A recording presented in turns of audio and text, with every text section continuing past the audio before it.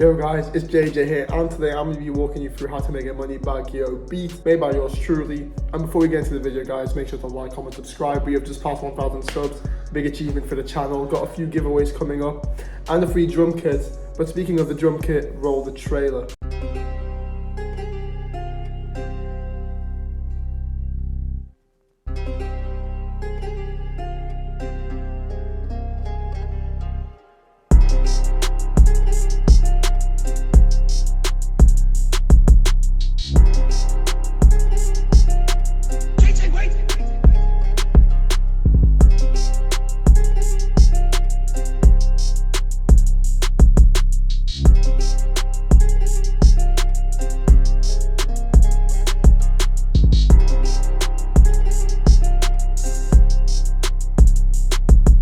So there you guys have it, coming to you the 1st of August. Happy to announce that. Really looking forward to dropping the kit. I hope you guys really enjoy it when it comes out.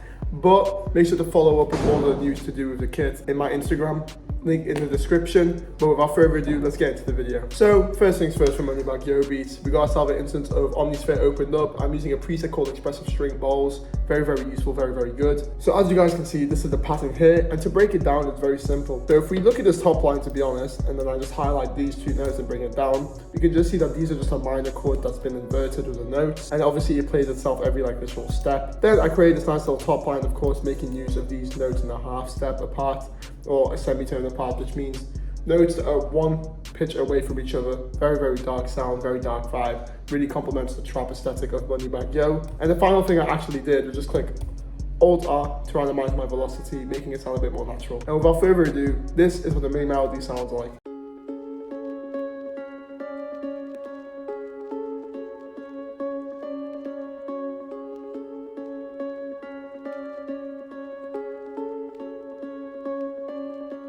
Now, going through the effects, the first thing we've got is the EQ cutting off all the lows, as we can see. Then we got some RC20, however, it just won't load for some reason, but yeah. And next up, I added some soothe just to compress harsh frequencies. And last but not least, some Valhalla vintage reverb just to add some ambience and reverb to the whole sound. And as we can see, the melody's been stereo separated around 20%, just to widen it in the mix. Next up, we got ourselves an instance of Contact 7, and I'm using a band called the Noir Pure. And looking at the pattern, it's essentially just the main melody, but I flipped it completely around. And the way I did that was by clicking Alt-Y, as you guys can see.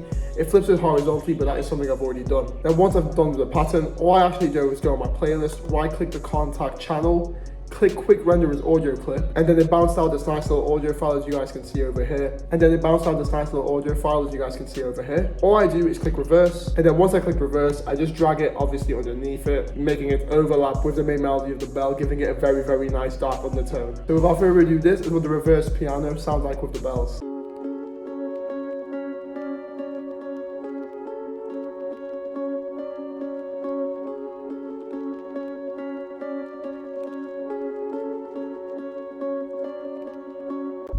And there we have it. Now, as for the effects, I got myself again another EQ cutting off all the lows. Then of course some RC20 to give a bit of a vintage vibe. And then last but not least, some Valhalla vintage reverb again for that ambience and the reverb it provides. Then I stereo separated the melody 67%, making it really wide in your headphones. So if you're watching this tutorial with headphones on, you'll really notice the difference. But now onto the next sound, and I got myself a preset called the Source Bass, and this comes from Analog Lab 5, using the Artillery Bank from Max Shooter 49. As you guys can see, the bass pattern is very simple and straightforward. All I do is follow the root note of F sharp and just repeat it every 4 bar. So this is what the bass sounds like.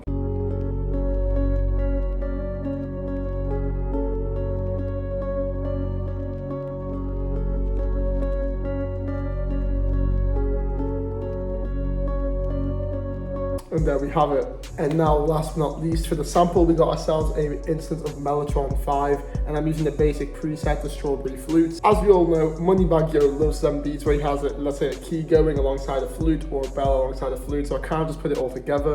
And I got myself this nice little pattern. It repeats itself every 4 bars, as we can see here, but if we look at the rhythm of it all, it's very nice, catchy. Again, we are making use of these notes where they're a half step apart, as we can see.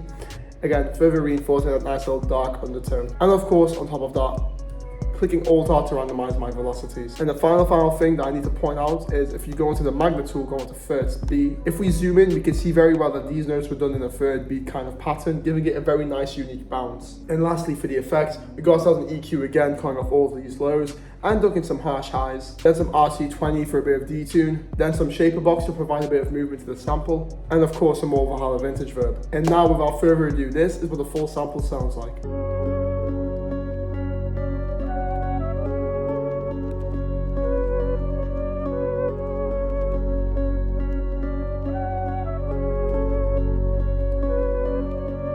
And there we have it. Now moving on to the drums, the first thing I got myself is the instance of the Lex Luger snare. Very nice snare we all know and love. Of course from my up and coming kit, the Essential kit. And as you can see from the pattern, very simple, straightforward. We all know and love it. So let me just move on to the hat. And as you can see from the hi-hat pattern, it's essentially the same, very simple, straightforward. Moneybagg Obies, don't really have to go too crazy with these kind of things. Just make sure it all just glues together nicely. But one key thing I actually did to my hi-hat, if we look at the first two notes, for instance, look at the velocity down here. I'll make it so every other note just changes the velocity a bit, giving it a bit more of a unique bounce, but without actually adding anything. And the way I've done this is, if I actually delete all the notes apart from these two, highlight this note, and as you can see, I just pull it down a bit. Then if I right click up here, drag, and then Control B, there we have it, copy and pasting the whole thing. So without further ado, this is what the snare and the hi-hat sound like.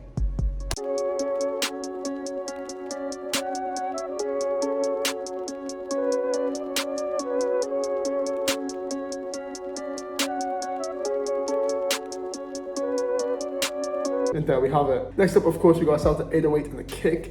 First of all, going through the 808, we got ourselves a nice little bouncy pattern. It repeats itself every 4 bars, we can see here. And if we really just focus on it, the only difference between the first 2 bar and the second 2 bar is this nice little extra note that comes in here. And then that here, I added another note. However, I used the glide tool just to glide the 808, and then of course I dragged the velocity all the way down. And then looking at the kick pattern, it's essentially the 808 pattern copy and pasted. Of course, kept it the same note, but I didn't add a kick for the, sliding 808. One important thing I like to tell you in all my videos, max your velocities out for your 808s and your kicks. When you max your velocities out on your 808 and kicks, it sounds much punchier in the mix, it's more appealing to artists, and of course you want that heavy bass that we all love in hip hop. And the way you do this is by clicking Control A, highlighting all your notes for your 808 or your kick, then using the scroller, hold and click, and then drag it all the way up as you can see, making it so your velocities are maxed out. And now, without further ado, this is what the kick and the 808 sound like.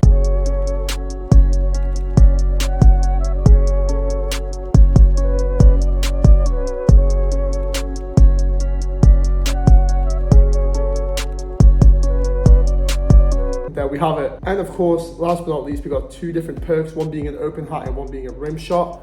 First of all, looking at the open hat, we got ourselves a nice classic open hat from the kit. Literally repeats every half a beat, as you can just see, simple straight pattern, giving itself a nice kind of marching rhythm. And next up, of course, we got ourselves a rim shot, which is what I like to call the Metro likes this more than me, because this rim shot is abused by Metro. Literally just place it every 4 bars, you can see from this pattern over here, and then copy and paste it over yet again. And now without further ado, this is what a beat from Moneybagg Yo sounds like.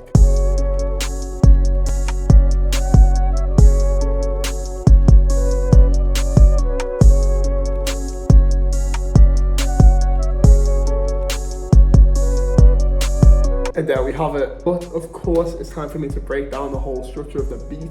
And now let's just get into it. If we focus on the highlighted section over here, as we can see, I first start off with the main bell melody alongside the bass. But then looking into the chorus, it's essentially 2 8 bars, making it a total of 16. I introduced that lovely reverse piano, and then I introduced the flute in the second half of the chorus. But in terms of drums, it's essentially all the basic drums you want. Your snares, your hi-hats, your 808 and your kicks.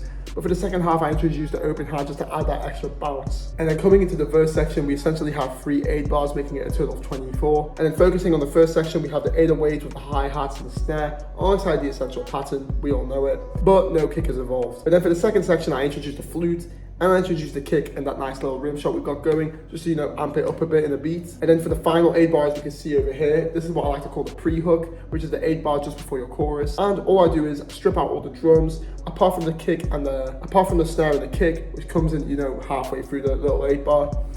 And I have only the bass coming alongside the main sample with the flute. And then one final time, yet again, we're in the chorus. So guys, pause the video if you want to look at the way I structured my beat, of course. I did a little few things here and there. But of course, we are at the end of the video. I hope you've enjoyed this tutorial. Thank you very much for watching. Keep up with my kit, of course, in my Instagram link below, and I'll catch you guys in the next one. Peace.